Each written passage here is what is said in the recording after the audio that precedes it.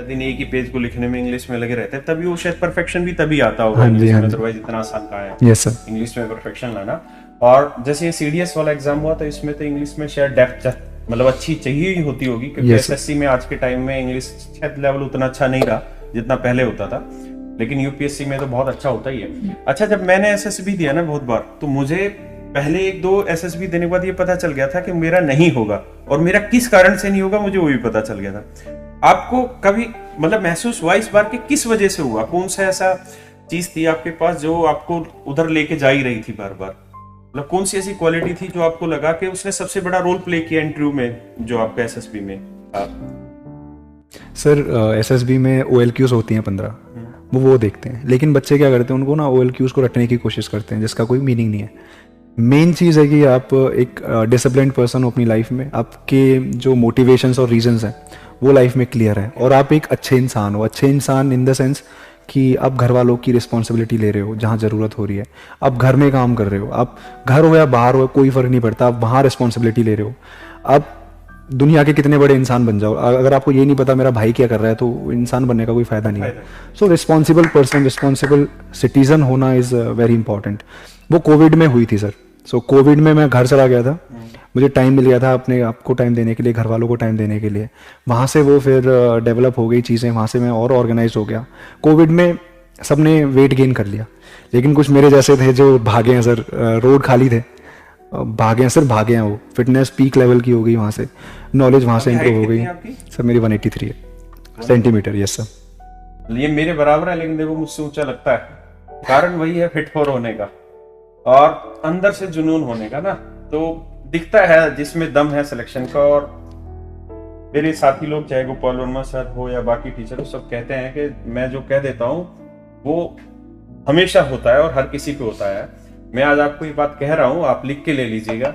ये बच्चा एक दिन ऐसा काम करके जाएगा कि शायद हम रो रहे हो, लेकिन अंदर से आपकी आत्मा मतलब हिलोरे मार रही होगी। इस बच्चे ने आज बहुत बड़ा काम कर दिया और ये बहुत जल्द करेगा। और मेरी ऊपर वाले से दुआ है कि भगवान इसका जीवन लंबा करे, सुरक्षित रखे, और जैसी इसके विवेक है, जैसे इसकी बुद्धि है, वो बनाए रखे, इसी तरीके का काइंड बनाए रखें। क्योंकि हमने अक्सर ऐसा देखा है कि जिन बच्चों की इतनी अच्छी रैंक आ जाती है, 1 रैंक आना अपने आप में कोई छोटा मोटा काम नहीं है ना। और ये एक दिन का काम नहीं है, बड़ी मेहनत लगती है, और दूसरी चीज बड़ी किस्मत भी लगती है साथ में। और किस्मत आपकी तैयार होती है आपके रोज रोज के कामों से। आप समाज को किस तरीके से देख रहे हैं, समाज को दे क्या रहे हैं अपने पक्ष की तरफ से, तो तब जाके 1 रैंक आती है। और बहुत सारे बच्चे होते हैं जिनका रिजल्ट बहुत अच्छा आ जाता है, लेकिन वो अपने आप में रुक जाते हैं वहीं पे। अपनी चीज की क्रेडिबिलिटी देने में उनको बड़ा डाउट होता है, या किसी भी चीज के लिए, चाहे अपने पेरेंट्स के लिए, अपने समाज के लिए, शायद वो उतने अच्छे तरीके से रेस्पॉन्सिव होते नहीं है, लेकिन होना चाहिए। और सल्यूट है ऐसे बच्चों को कि इनका सिलेक्शन हुआ और ये फिर हम लोगों से मिलने आते हैं बच्चे। और आप सभी बच्चों को बहुत बहुत धन्यवाद कि आप इतनी मेहनत करते हैं और आप कामयाब होते हैं। और आप जैसे बच्चों की वजह से ही हम जैसे टीचर्स का नाम होता है, वरना जिसका खुद एसएसबी में सिलेक्शन नहीं हो पाया, उनके बच्चे एसएसबी में सिलेक्शन ले रहे हैं। मेरा एक्साइज इंस्पेक्टर में सिलेक्शन हुआ, इसलिए मैंने जीवन में एक्साइज इंस्पेक्टर को कभी कुछ माना ही नहीं, क्योंकि ये आदमी की फितरत भी है कि जो मिल गया उसकी तो उसको कीमत ही नहीं है, जो नहीं मिला ना वो बहुत बड़ा लगता है। और मेरे जीवन का पहला सपना था और शायद वो हो ही नहीं पाया, और आगे कभी ऐसा मैं इतना बड़ा आदमी होऊंगा ही भी नहीं कि मुझे कभी सरकार ऐसा मौका दे। मेरी इच्छा थी कि सरकारी वर्दी पहनी जाए आर्मी की, लेकिन मैंने बहुत ट्राई किया, नहीं हुआ। लेकिन मेरे स्टूडेंट अगर 1 रैंक लेके आ रहे हैं तो तहे दिल से धन्यवाद भगवान को भी और ऐसे बच्चों को। थैंक यू बच्चे, thank you sir. Thank you. और ऐसे बच्चे जो सीडीएस की तैयारी करना चाहते हैं, आपको सेम ही यही सब चीजें तैयारी करनी है जो आप पढ़ रहे हैं, बस जितना पढ़ रहे हैं उसी चीज को थोड़ा तरीके से पढ़ते रहिए। खासकर जीएस वाले पोर्शन पे थोड़ा और ध्यान दीजिए। और अपना सीडीएस का एग्जाम साल में अब 2 बार होता है, और शायद अक्टूबर में होता है अभी सर साइकिल होगी, एक अप्रैल पे होता है और फिर उसके बाद सितंबर में होता है। एक सितंबर में और एक अप्रैल में। सबसे बड़ी बात है फिक्स है, और 1 साल में सिलेक्शन हो जाता है। 1 साल में सिलेक्शन हो जाता है। और सबसे बड़ी चीज नीट एंड क्लीन फेयर है, जिसमें कोई एक पैसे की धांधली नहीं आज तक हुई और ना कभी जीवन में होगी, क्योंकि यूपीएससी इनको कंडक्ट कराने लग रहा है। और आप शायद जानते भी नहीं होंगे कि एनडीए के थ्रू या सीडीएस के थ्रू जो ये बच्चे सेलेक्ट होते हैं, इनकी जो ग्रेड पे होता है वो आईएएस से भी ऊपर चला जाता है थोड़े दिन में।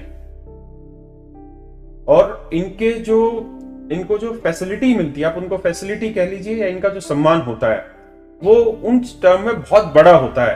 तो आर्मी का ऑफिसर होना या एयरफोर्स का ऑफिसर होना या नेवी का ऑफिसर होना अपने आप में, आप ये कह लीजिए, शायद भगवान के चरणों में सीधी अर्जी है आपकी, तभी आप इतने मतलब अच्छे कर्म है कि आप ऐसा सिलेक्शन ले पा रहे हैं। तो इस मौके को चूकिए मत, क्योंकि जो आप पढ़ रहे हैं ना उसी को थोड़े तरीके से इंग्लिश और जीएस को थोड़ा तरीके से पढ़ लेंगे तो आपका सिलेक्शन हो जाएगा।